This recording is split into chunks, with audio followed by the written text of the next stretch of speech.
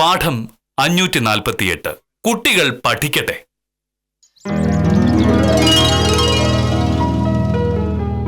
കുട്ടിയെ ക്ലാസ്സിൽ വെച്ച് തല്ലിയ അധ്യാപികയെ പോലീസ് അറസ്റ്റ് ചെയ്തു.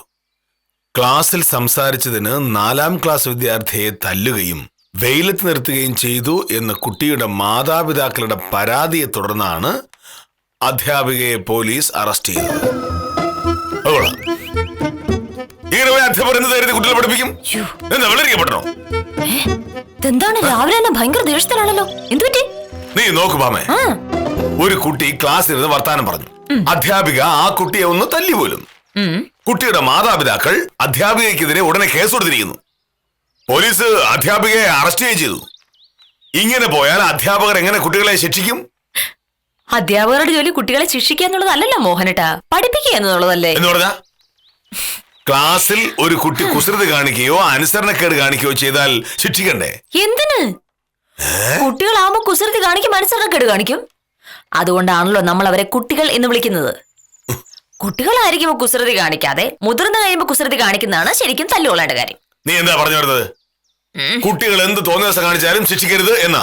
അയ്യോ, ഞാനായിട്ടൊന്നും പറയുന്നില്ല. പക്ഷേ നമ്മുടെ നാട്ടിലെ നിയമം അനുസരിച്ച് കുട്ടികളെ തല്ലുകയോ വെയിലത്ത് നിർത്തുകയോ, എന്തിന് ബെഞ്ചിന് മുകളിൽ കയറ്റി നിർത്തുകയോ, പരിധി വിട്ട് ദേഷ്യപ്പെട്ട് സംസാരിക്കുകയോ ചെയ്യുന്നത് പോലും കുറ്റകരമാണ്. അങ്ങനെ സംഭവിച്ചു എന്ന് ഒരു കുട്ടി പരാതിപ്പെട്ടിട്ടുണ്ടെങ്കിലേ അധ്യാപകനായാലും അധ്യാപികയായാലും ജയിലിൽ പോവും.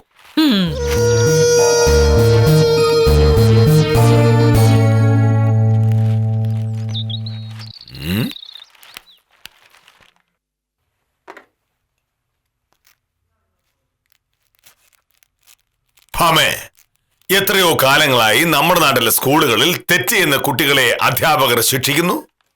അങ്ങനെ തെറ്റ് തിരുത്തി അവരെ വളർത്താനാണ് അച്ഛനമ്മമാർ കുട്ടികളെ സ്കൂളിലേക്ക് വിടുന്നത്. ഞാനും നീ സ്കൂളിൽ പഠിച്ചല്ലേ, അന്ന് അധ്യാപകർ നമ്മളെ ശിക്ഷിച്ചിട്ടില്ലേ? അതിന് നീയോ ഞാനോ കേസ് കൊടുത്തിട്ടുണ്ടോ? ഞാൻ സ്കൂളിൽ പഠിച്ചു കഴിഞ്ഞിട്ടാണല്ലോ ലോ കോളേജിൽ പോയത്. ലോ കോളേജിൽ ചെന്നപ്പോഴല്ലേ എനിക്ക് നിയമത്തിന്റെ കിടപ്പ് മനസ്സിലായത്. സ്കൂളിൽ പഠിക്കുന്ന കാലത്ത് എനിക്ക് നിയമം അറിയായിരുന്നെങ്കിലേ എന്നെ തല്ലിയ നാരായണ സാറിനെതിരെ ഞാൻ കേസ് കൊടുത്തേ. ഗുരുവിനെതിരെ ശിഷ്യർ കേസ് കൊടുക്കുക നല്ലതേ. ഗുരുവും ശിഷ്യരും ഒന്നും അല്ലല്ലോ മോഹനേട്ട പ്രശ്നം. കുട്ടികൾക്ക് മുതിർന്നവരെ പോലെ അറിവും പക്വതയില്ല. തെറ്റുകളെ പറ്റിയും അതിന്റെ ഭവിഷ്യത്തുകളെ പറ്റി അവർക്കൊട്ട് അറിയുകയില്ല. ആ പ്രായത്തിൽ അവർക്ക് തെറ്റുപറ്റുന്നത് സ്വാഭാവികമല്ലേ.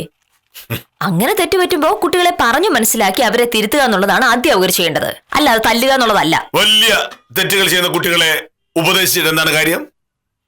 തല്ലേണ്ട കുറ്റത്തിന് തല്ല് തന്നെ വേണം. അതേത് കുറ്റവാ? കൊലപാതക കേസിലെ പ്രതികളെ പോലീസ് തല്ലുന്നതുവരെ നിയമവിരുദ്ധമായൊരു നാടാണ് നമ്മുടേത്. കൊലപാതകം പോലത്തെ ഒരു കുറ്റമുണ്ടോ? അത് ചെയ്തയാളെ കസ്റ്റഡിയിൽ വെച്ച് പോലീസ് തല്ലിയെന്ന് പറഞ്ഞിട്ടുണ്ടെങ്കിലേ പോലീസുകാർക്കെതിരെ കേസ് കൊടുക്കാം. അപ്പോഴാണ് ഹോംവർക്ക് ചെയ്തില്ല എന്നും ക്ലാസ്സിലിരുന്ന് വർത്താനം പറഞ്ഞു എന്നും പറഞ്ഞു കുട്ടികളെ തല്ലുന്നത്. മുതിർന്നവരെ തല്ലുന്ന കുറ്റകൃത്യമായ ഒരു രാജ്യത്ത് കുട്ടികളെ എങ്ങനെ തല്ലാൻ പറ്റും? മോഹനേട്ടാ, മറ്റുള്ളവരുടെ മുന്നിൽ വെച്ച് ശിക്ഷിക്കപ്പെടുമ്പോ ഒരു കുട്ടി അനുഭവിക്കുന്ന മാനസിക പീഡനം മോഹനേട്ട ഒന്ന് ആലോചിച്ച് നോക്കി. അവര് കുട്ടികളല്ലേ. കുട്ടികൾക്ക് കുട്ടികളായിരിക്കാനുള്ള അവകാശമുണ്ടെന്ന് ഐക്യരാഷ്ട്ര സംഘടന വരെ പറഞ്ഞിട്ടുണ്ട്. കുട്ടികളായിരിക്കും തെറ്റൊക്കെ പറ്റില്ലേ? നീ എന്തൊക്കെ പറഞ്ഞാലും ഇതൊന്നും ശരിയല്ല. കുട്ടികളുടെ നന്മയെ കരുതിയാണ് അവരെ ശിക്ഷിക്കുന്നത് എന്നിങ്ങനെ വെറുതെ പറയാം. കുട്ടികളുടെ നന്മയാണ് ലക്ഷ്യമെങ്കിൽ യാതൊരു ശാരീരിക മാനസിക പീഡനവും കൂടാതെ അവരെ പഠിക്കാൻ സമ്മതിക്കുകയാണ് ചെയ്യേണ്ടത്. കുട്ടികൾ പഠിക്കട്ടെ, തല്ലും വഴക്കുമൊക്കെ അത് മുതിർന്നവർ തമ്മിലായിക്കൊള്ളുകയല്ലേ. ഉത്തമനുണ്ട്. ഉത്തമൻ സ്കൂളിലൊക്കെ പഠിച്ചിട്ടുണ്ടാവുമല്ലോ, ചോദിച്ചോക്കാം. നമസ്കാരമുണ്ട് സാർ. നമസ്കാരം. തല്ലുകൊള്ളേണ്ട പ്രായത്തിൽ തല്ലുകൊള്ളണം എന്ന കാര്യത്തിൽ ഉത്തമന് സംശയമുണ്ടോ? തല്ലോ? എന്താണ് സാറേ പ്രശ്നം? നൂറ്റാണ്ടുകളായി നമ്മുടെ സ്കൂളിലെ കുട്ടികളെ അധ്യാപകർ തല്ലാറുണ്ട് എന്ന് ഉത്തമൻ അറിയാമല്ലോ. പിന്നെ എനിക്കെന്തോ ഒരു തല്ല് കിട്ടിയിരിക്കുന്നു. സത്യത്തിൽ ഏതെങ്കിലും ഒരു സാറ് എന്നെ തല്ലാത്തൊരു ദിവസം ഉണ്ടെങ്കിൽ അതൊരു വലിയ വാർത്തയാവും. എന്റെ ചോദ്യം ഇതാണ്, സാറന്മാർ കുട്ടികളെ തല്ലുന്നത് എന്തിനാണ്? അല്ല, അങ്ങനെ ഇപ്പൊ ചോദിച്ചു കഴിഞ്ഞാ ചോദിക്കാം. നമസ്കാരം. സാറന്മാർ തല്ലുമ്പോൾ ഉത്തമൻ എന്താ മനസ്സിലാക്കിയത്? വേദന എടുക്കും എന്ന് മനസ്സിലായി. അങ്ങനെ ഒരു ദിവസം എന്റെ കൈ തല്ലി ഓടിച്ച കണക്ക് സാറ് കൈന്റെ സുധാര സാറിന് എനിക്ക് ഇപ്പോഴും ഓർമ്മയുണ്ട്. ശ്ശോ, എന്റെ സാറേ കൈയുടേതാ ഈ ഭാഗം പൊട്ടി ചോര കുടുകുടാ ഇങ്ങനെ ഒഴുകി. ഇപ്പൊ ഇത് ചെയ്തത് ഗുണ്ടകളാണ്. പക്ഷെ ഞാൻ വിട്ടില്ല. അന്ന് സാർ വീട്ടിലേക്ക് പോകുന്ന വഴി ഞാൻ ഇങ്ങനെ ഒളിച്ചിരുന്നു. ചന്തേന്ന് സാധനങ്ങൾ വാങ്ങി വന്ന സാറിന്റെ തല നോക്കി ഒരറ്റ ഏറി. 6 തയ്യലുണ്ടായിരുന്നു അന്ന്. 2 മാസം കഴിഞ്ഞിട്ടാണ് സാറ് പിന്നെ സ്കൂളിൽ വന്നത്. എറിഞ്ഞതേ ഞാനാണെന്ന് ഇതുവരെ ആരും അറിഞ്ഞിട്ടുമില്ല. ഇതാണോ മോഹനേട്ടൻ പറഞ്ഞത് കുട്ടികൾ നന്നാവാൻ വേണ്ടിയാണ് സാറുമാർ തല്ലുന്നത് എന്ന്? കണക്ക് തെറ്റിച്ച ഒരു കുട്ടിയെ തല്ലി നന്നാക്കി ഒരു വധശ്രമ കേസിലെ പ്രതിവാക്കി. ഇതുപോലുള്ള കുട്ടികളുടെ കാര്യമല്ല ഞാൻ പറഞ്ഞത്.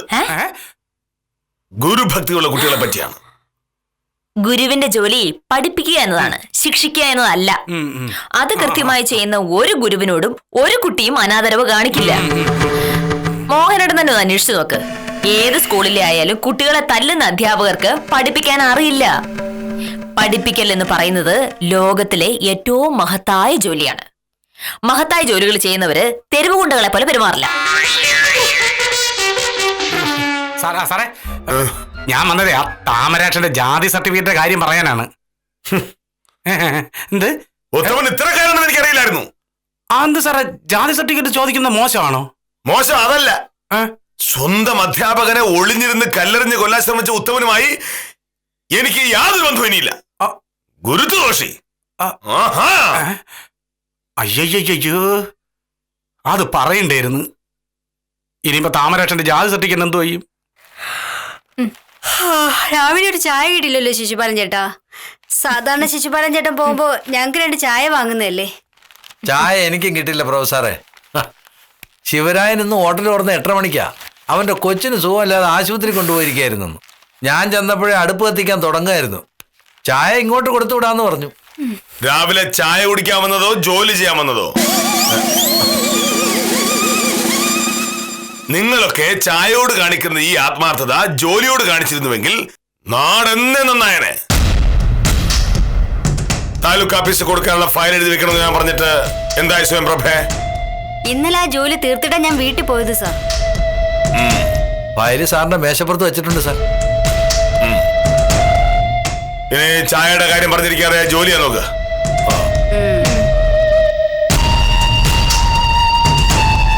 കഷ്ടം. രാവിലെ ഒരു ചായ കുടിക്കാൻ പറ്റിയില്ലെങ്കിൽ പിന്നെ എന്തിനാ ജോലി ചെയ്യുന്നേ? ശിശുപാലൻ ചേട്ടാ ചായ എപ്പ വരും? ഇപ്പൊ വരും കാഞ്ചന സാറേ, ഒന്ന് അടങ്ങ്.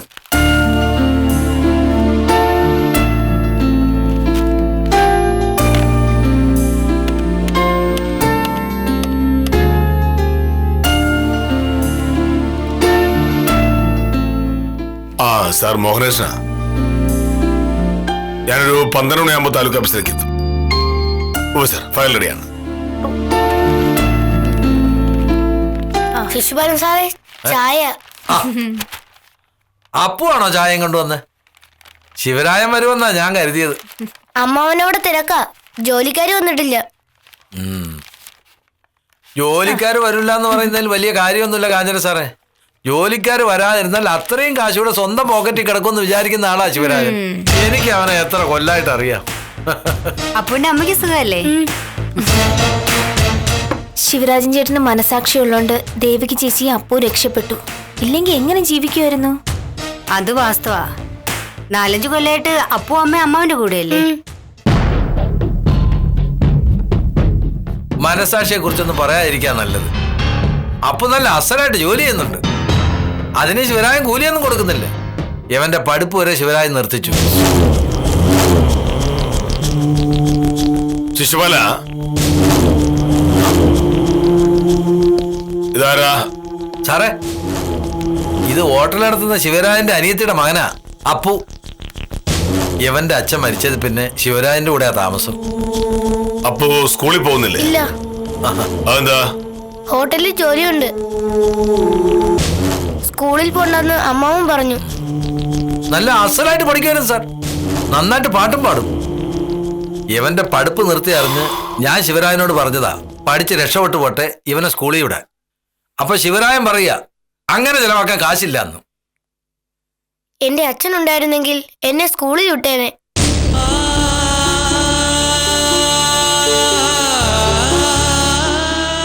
സ്കൂളിൽ പോകാൻ അപ്പൂന് ഇഷ്ടാണോ? അതെ. അപ്പൊ പാട്ട് പാടുവോ? കുറച്ചറിയാം. എന്നാ പാട്. അയ്യോ, താമസിച്ചാൽ അമ്മാവൻ വഴക്കുറയും. അമ്മാവനോട് ഞാൻ പറഞ്ഞോളാം.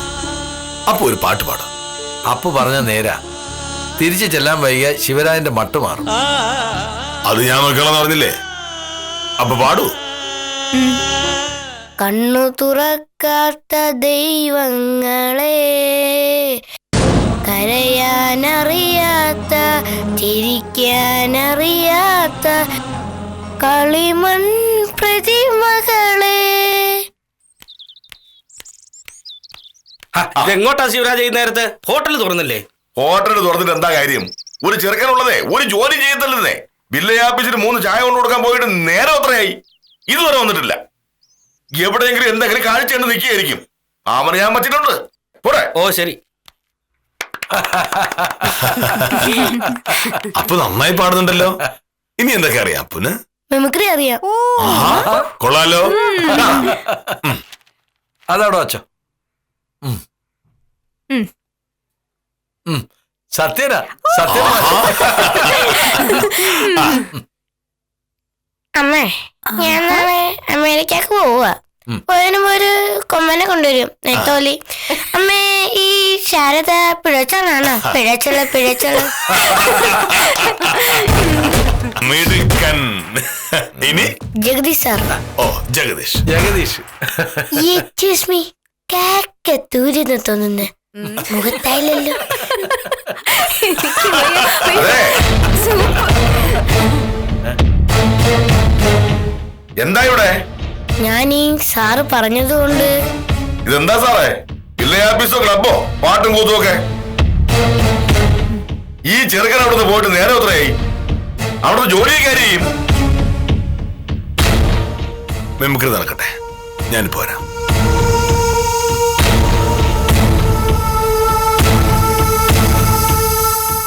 ശിവരാജന് തോന്നേ. എന്താ സാറേ? ഒരു രഹസ്യം പറയാനുണ്ട്. മിമിക്രി നടക്കട്ടെ. ശിശുപാല. ആ സർ. അപ്പൂന് പെട്ടെന്ന് ഒക്കെ ചെയ്തിട്ട് വിട്ടാ മതി.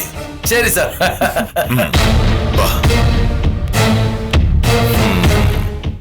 ഇനി മോനെ ആരെയൊക്കെ അറിയാം? ജെയിൻ സാറ്. ആണോ? കാണിക്ക്. കാണിക്ക്.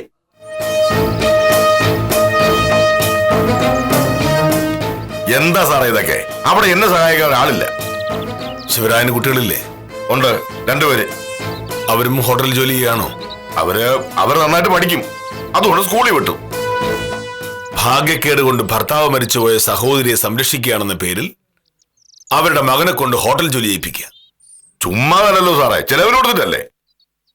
ശിവരാജന്റെ സ്വന്തം മക്കൾക്കും ചെലവിന് കൊടുക്കുന്നുണ്ട്. പിന്നെന്താ അവരെ കൊണ്ട് ജോലി ചെയ്യിപ്പിക്കാത്ത? 6 വയസ്സിനും 14 വയസ്സിനും ഇടയിൽ പ്രായമുള്ള കുട്ടികളെ കൊണ്ട് പ്രത്യുൽപാദനപരമായ മേഖലകളിൽ ജോലി ചെയ്യിപ്പിക്കുന്നത് നാട്ടിലെ നിയമം അനുസരിച്ച് ക്രിമിനൽ കുറ്റമാണെന്ന് ശിവരാജൻ അറിയാമോ? ഒരു കുട്ടിയുടെ വിദ്യാഭ്യാസത്തെ ബാധിക്കും വിധം അവനെ കൊണ്ട് എന്ത് ജോലി ചെയ്യിക്കുന്നതും തെറ്റാണ്. ജയിൽ ശിക്ഷ കിട്ടാവുന്ന കുറ്റമാണ്. കുട്ടികൾക്ക് 14 വയസ്സ് വരെ സൗജന്യവും നിർബന്ധിതവുമായ വിദ്യാഭ്യാസം ഉറപ്പുവരുന്നത് ഇന്ത്യൻ ഭരണഘടനയാണ്. ആ ഭരണഘടന തന്നെയാണ് ബാലവേല കർശനമായി തടഞ്ഞിരിക്കുന്നത്. അതറിയാമോ? ഇതൊക്കെ വെറുതെ പറയാൻ കൊള്ളാം സാറേ. നാട്ടിൽ എന്തുമാത്രം കുട്ടികൾ ജോലി ചെയ്യുന്നു? ഉണ്ടാവും. പക്ഷേ എന്റെ കൺമുന്നിൽ അത് നടക്കില്ല. ഞാനത് സമ്മതിക്കില്ല. Sir village ഓഫീസറല്ലേ? വില്ലേജ് ഓഫീസർക്ക് ഇതിലെന്ത് കാര്യം? ഇത് വില്ലേജ് ഓഫീസർ അധികാരം ഉപയോഗിച്ച് പറഞ്ഞല്ല. രാജ്യത്തെയും രാജ്യത്തിന്റെ നിയമവാഴ്ചയെയും ബഹുമാനമുള്ള ഒരു ഇന്ത്യൻ പൗരൻ എന്ന അധികാരത്തോട് പറഞ്ഞതാ. മോഹനേശൻ പറഞ്ഞതാ. അപ്പു നാളെ മുതൽ സ്കൂളിൽ പോയില്ലെങ്കിൽ ശിവരാജൻ നാളെ ജയിലിൽ പോകും. അതിൽ ഒരു സംശയം വേണ്ട. ഇക്കാര്യത്തിൽ മോഹനേശനോട് മത്സരിച്ച് ജയിക്കാൻ ശിവരാജന് പറ്റുകയില്ല.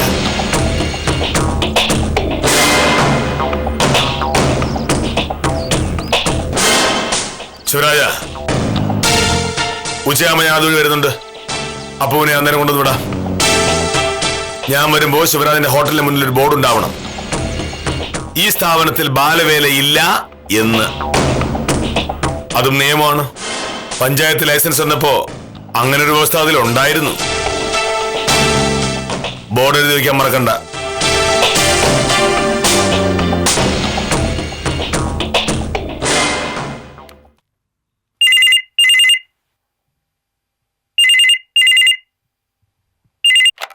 ഹലോ.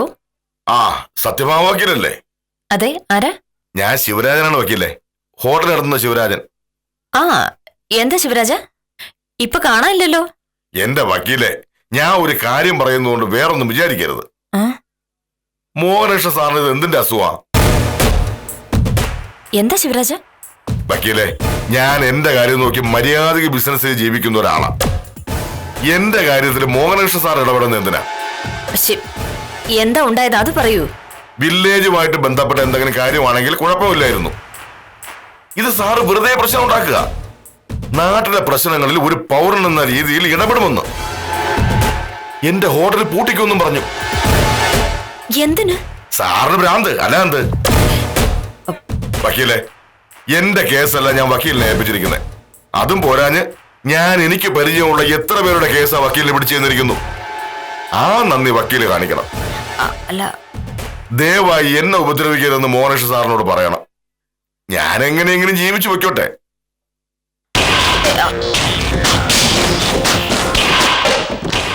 മോഹനേട്ടൻ എന്തോ കാര്യമായിട്ട് കുഴപ്പമുണ്ടാക്കിയിട്ടുണ്ടല്ലോ. എന്തായിരിക്കും അത്? ആ, വന്നല്ലോ. ഇന്നിട്ട് പറഞ്ഞിട്ട് തന്നെ ബാക്കി കാര്യം. ഹോട്ടൽ നടത്തുന്ന ശിവരാജനുമായിട്ട് എന്താ പ്രശ്നം? പറഞ്ഞു ശിവരാജൻ തന്നെ. അയാളുടെ ഇത്ര കേസുകൾ ഞാൻ വായിച്ചിട്ടുണ്ടോന്ന് അറിയാമോ? എല്ലാ കേസിലും കൃത്യമായിട്ട് ഫീസ് തന്നിട്ടുണ്ട്. വേറെ 1-2 കേസുകളിൽ അയാൾക്ക് വേണ്ടപ്പെട്ടവരെ എന്റെ അടുത്തേക്ക് പറഞ്ഞു വിടുകയും ചെയ്തിട്ടുണ്ട്. അപ്പോ ഹോട്ടൽ മാത്രമല്ല, സ്വന്തമായി ഒരുപാട് കേസുകളുള്ള ആളാണ് ശിവരാജൻ. ഇതൊന്നും മോഹനേട്ടന്റെ പ്രശ്നമല്ലല്ലോ. ഹോട്ടൽ നടത്താൻ പഞ്ചായത്തിൽ നിന്ന് ലൈസൻസ് എടുത്തിട്ടുണ്ട്. ഭക്ഷ്യവകുപ്പ് കൃത്യമായിട്ട് പരിശോധന നടത്തുന്നുണ്ട്. ജോലിക്കാർക്ക് മാന്യമായി ശമ്പളം അയാൾ കൊടുക്കുന്നുണ്ട്. ശിവരാജന്റെ ഹോട്ടലിലെ ഭക്ഷണത്തിനെ പറ്റി ആർക്കും ഒരു പരാതിയുമില്ല. പിന്നെ മോഹനേട്ടൻ മാത്രം എന്താണ്? അല്ലെങ്കിൽ തന്നെ വില്ലേജ് ഓഫീസർക്ക് ഹോട്ടൽ എന്താണ് കാര്യം? ഭൂമിയുടെ നികുതി അടച്ചിട്ടില്ലേ? കൃത്യമായി അടച്ചിട്ടുണ്ട്. ആ ഒരൊറ്റ കാര്യത്തിലല്ലേ മോഹനേട്ടൻ ശിവരാജനും തമ്മിൽ ഏർപ്പാടുള്ളൂ. കാര്യം കൃത്യമായി അടച്ച സ്ഥിതിക്ക് ഹോട്ടൽ പൂട്ടിക്കുമെന്ന് പറയാൻ മോഹനേട്ടൻ ആരാണ്? ഹോട്ടൽ ഞാൻ പൂട്ടിക്കുമെന്നല്ല പറഞ്ഞത്, ബന്ധപ്പെട്ടവരെ കൊണ്ട് അടപ്പിക്കും എന്നാണ്. എന്തിന്? ആ ഹോട്ടലിൽ നാട്ടിലെ നിയമങ്ങൾക്ക് വിരുദ്ധമായ കാര്യങ്ങൾ നടക്കുന്നു എന്ന് എനിക്ക് ബോധ്യപ്പെട്ടതുകൊണ്ട്. ഹോട്ടലിൽ എന്ത് നിയമവിരുദ്ധമായ കാര്യമുള്ളത്? അത് നീ ശിവരാജനോടാണ് ചോദിക്കേണ്ടിരുന്നത്. എന്നിട്ടെന്താ ചോദിക്കായിരുന്നേ? ആള് മോഹനേട്ടനല്ലേ? പണ്ട് ശിവരാജനും അയാളുടെ അനിയനും തമ്മിൽ ഒരു കേസ് ഉണ്ടായപ്പോ ഞാൻ ശിവരാജന്റെ പക്ഷം പിടിച്ചതിന് എന്തുമാത്രം മോഹനേട്ടൻ എന്നോട് വഴക്കുണ്ടാക്കിയെന്ന് എനിക്ക് നല്ല ഓർമ്മയുണ്ട്. ശിവരാജന് വേണ്ടി കേസ് വാദിക്കരുതെന്ന് എന്നോട് പറയുകയും ചെയ്തിരുന്നു. ഞാനെന്ന് അങ്ങനെയല്ല പറഞ്ഞത്. ചേട്ടനും അനിയനും തമ്മിലുള്ള പ്രശ്നമാണ്, അതൊരു കേസാക്കാതെ ഒത്തുതീർപ്പിൽ അവസാനിപ്പിക്കണം എന്നായിരുന്നു. അന്ന് ഞാൻ നേരിട്ട് ഇടപെട്ട് അത് അവസാനിപ്പിക്കുകയും ചെയ്തു. അത് ചേട്ടനോടും അനിയനോടുള്ള സ്നേഹം കൊണ്ടൊന്നും ആയിരുന്നില്ലല്ലോ, എന്നെ തോപ്പിക്കാൻ വേണ്ടിയല്ലായിരുന്നു.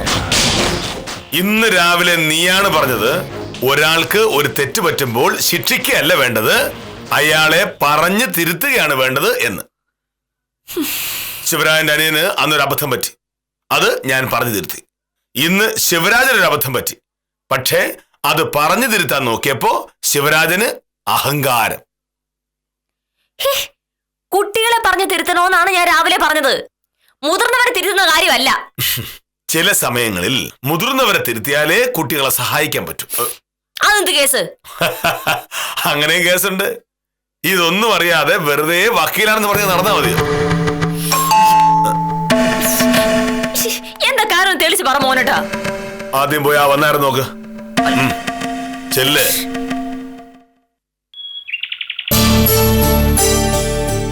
ഗംഗാധര സാറ്. നമസ്കാരം സാർ. ഇതെന്താ എവിടെ തന്നെ നിന്ന് കളഞ്ഞേ? മോഹനകൃഷ്ണൻ വന്നില്ലേ? ഉണ്ട്, മോഹനേട്ടൻ അകത്തുണ്ട്. സാറ് വരൂ. മോഹനേട്ടാ, ഗംഗാധര സാർ കാണാൻ വന്നിരിക്കുന്നു. സാർ ഇരിക്കെ, ഞാൻ ചായ എടുക്കാം. ചായ ഒന്നും വേണ്ട. ഒരു വാർത്ത കേട്ടപ്പോ മോഹനകൃഷ്ണന് നേരിട്ടൊന്ന് കാണണം തോന്നി. എനിക്കാണെങ്കിൽ ഇന്ന് ഈ വഴിക്ക് വരേണ്ടിയും വന്നു, അതുകൊണ്ട് കയറിയെന്നേ ഉള്ളൂ. എന്ത് വാർത്തയാ സാർ? മോഹനകൃഷ്ണൻ പറഞ്ഞില്ലേ സത്യഭാമയോട്? ഇല്ല, മോഹനേട്ടൻ ആഫീസിൽ നിന്ന് വന്നതേ ഉള്ളൂ. ഹോട്ടൽ നടത്തുന്ന ശിവരാജനെ സത്യഭാമ അറിയില്ലേ? ഉവ്വ്. ശിവരാജന് ഒരു സഹോദരിയുണ്ട്, ദേവകി. അവരുടെ ഭർത്താവ് 2 കൊല്ലം മുമ്പ് മരിച്ചുപോയി. അതിൽ പിന്നെ ശിവരാജന്റെ കൂടെയാ താമസം. ശിവരാജൻ നല്ല മനുഷ്യനാ സാർ. സത്യഭാമയ്ക്ക് അങ്ങനെ തോന്നുന്നുണ്ടാവും, പക്ഷേ അത് മുഴുവൻ ശരിയാവണമെന്നില്ല. ദേവകിക്കൊരു ആൺകുട്ടിയുണ്ട്, അപ്പു. 10-12 വയസ്സായെന്ന് തോന്നുന്നു. ദേവകിയുടെ ഭർത്താവ് ജീവിച്ചിരുന്നപ്പോ അവർക്കൊക്കെ നല്ല കാലമായിരുന്നു. ശിവരാജന്റെ ചെലവിൽ ജീവിച്ചു തുടങ്ങിയോടെ ദേവകിക്കും കുട്ടിക്കും കഷ്ടപ്പാടായി. ഇക്കൊല്ലം മുതൽ അപ്പുവിന്റെ പഠിത്തവും ശിവരാജ് നിർത്തിച്ചു. പഠിക്കാൻ ചിലവാക്കാൻ കാശില്ലെന്ന്. 5-6 മാസമായി അവൻ ശിവരാജനെ ഹോട്ടലിൽ സഹായിക്കുകയായിരുന്നു. ഞാൻ 1-2 വട്ടം ശിവരാജനോട് പറഞ്ഞു അങ്ങനെ ചെയ്യരുതെന്ന്. അപ്പു നന്നായി പഠിക്കുന്ന കുട്ടിയാ. പക്ഷേ ശിവരാജൻ എന്നോട് കയർത്തു, ഇക്കാലത്ത് അപ്പുവിനെ പോലുള്ളവർ പഠിച്ചിട്ട് ഒരു കാര്യവുമില്ല, ഹോട്ടലിൽ നിന്നാൽ ഒരു തൊഴിലെങ്കിലും പഠിക്കാമെന്ന് പറഞ്ഞു. ഇന്ന് അപ്പു വില്ലേജ് ഓഫീസിൽ ചായയുമായിട്ട് ചെന്നപ്പോഴാ മോഹനകൃഷ്ണൻ വിവരം അറിയുന്നത്. അപ്പുവിനെ ഓഫീസിൽ തന്നെ പിടിച്ചിരുത്തി മോഹനകൃഷ്ണൻ. കുറച്ചു കഴിഞ്ഞപ്പോ ശിവരാജൻ അന്വേഷിച്ചു ചെന്നു. പിന്നെ എന്താ ഉണ്ടായതെന്ന് സത്യഭാമയ്ക്ക് ഊഹിക്കാമല്ലോ. ശിവരാജനും മോഹനകൃഷ്ണനും തമ്മിൽ തർക്കമായി. ഒടുവിൽ സംഗതി പ്രശ്നമാവെന്ന് കണ്ടപ്പോ ശിവഞ്ഞു എന്നാ കേട്ടത്. നമസ്കാരം. നമസ്കാരം. സാറെന്താ ഈ നേരത്ത്? ഓഫീസിലുണ്ടായൊക്കെ ഞാൻ അറിഞ്ഞു. അപ്പുവിനെ പഠിപ്പിക്കാമെന്ന് ശിവരാജൻ സമ്മതിച്ചു അല്ലേ? സമ്മതിപ്പിച്ചു. അതിന് ചിലവാകുന്ന കാശ് ഞാൻ കൊടുത്തോളാന്നും പറഞ്ഞു. നന്നായി പഠിക്കുന്ന കുട്ടിയാപ്പോ. പാട്ട് പാടും, ഫുട്ബോൾ കളിക്കും. അങ്ങനെ ഒരു കുട്ടിയുടെ ഭാവി ഇങ്ങനെ നശിക്കുമ്പോ നോക്കിക്കാൻ പാടുണ്ടോ? ഒരിക്കലും പാടില്ല. കുട്ടികളാണ് നാളത്തെ പൗരന്മാർ. അവർ നന്നായില്ലെങ്കിൽ രാജ്യം നശിച്ചു പോവും. മോഹനകൃഷ്ണൻ ചെയ്തത് നന്നായി. ഇങ്ങനെയൊക്കെ ചെയ്യാൻ മോഹനകൃഷ്ണനെ പറ്റൂ. എനിക്ക് മാത്രമല്ല സാർ, ഈ വക്കീലിനും പറ്റും. ഇന്ന് രാവിലെ കുട്ടികളുടെ അവകാശങ്ങളെ പറ്റി ഭാമ എന്നോട് കുറെ തർക്കിച്ചു. ശിവരാജനുമായി വഴക്കുണ്ടാക്കുമ്പോ അതായിരുന്നു എന്റെ മനസ്സിൽ. പലവട്ടം പറഞ്ഞിട്ടുള്ളതാണ്. എന്നാലും ഒന്നുകൂടി പറയാതെ വയ്യ. നിങ്ങളെ ദൈവമായിട്ട് കൂട്ടിച്ചേർത്തതാ. നന്മ നശിച്ചു പോകുന്ന കാലത്ത് നിങ്ങളെപ്പോലൊരു ഭാര്യയും ഭർത്താവും ഇല്ലെങ്കിൽ നാടിന്റെ അവസ്ഥ എന്താകും? മോഹനകൃഷ്ണനെ ഒന്ന് അഭിനന്ദിക്കാൻ വന്നതാ ഞാൻ. ഇനിയിപ്പോ അഭിനന്ദനം നിങ്ങൾ 2 പേർക്കും ഇരിക്കട്ടെ. അപ്പൊ ഞാൻ ഇറങ്ങിയ.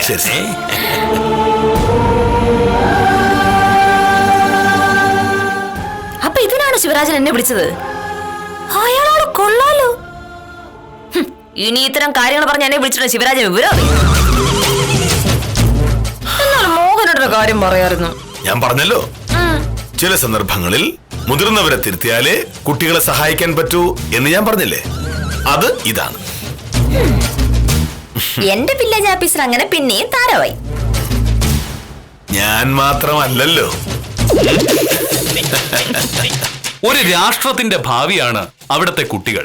കുട്ടികൾക്ക് കുട്ടികളായിരിക്കാനും പഠിക്കാനുമുള്ള അവകാശങ്ങളുണ്ടെന്ന് മറക്കാതിരിക്കുക. ആ അവകാശങ്ങൾക്ക് വേണ്ടി പോരാടുന്നവർ ആരായാലും അവർ രാഷ്ട്ര നിർമ്മാണത്തിൽ വലിയ പങ്ക് വഹിക്കുന്നവരാണ് എന്ന് പറഞ്ഞുകൊണ്ട് ഇന്നത്തേക്ക് വിടാം. കാര്യം നിസ്സാരം തുടരുന്നു.